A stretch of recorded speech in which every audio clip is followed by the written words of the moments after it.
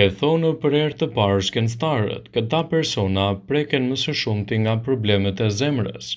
Një studim i ri tregon se si ritmi kardiak në qelizat e zemrës ndihmon në ndryshimet e funksioneve të zemrës gjatë ditës dhe mund të shpjegojnë arsyet se pse ndodh ndonjëherë që të punojmë edhe me turnet e natës dhe të prekemi më shumë nga problemet e zemrës. Shkencëtarët kanë treguar për herë të parë se qelizat e zemrës i rregullojnë vetë ritmet e tyre kardiake nëpërmjet ndryshimeve të përditshmërisë në nivelin e joneve të natriumit dhe të kaliumit brenda qelizave.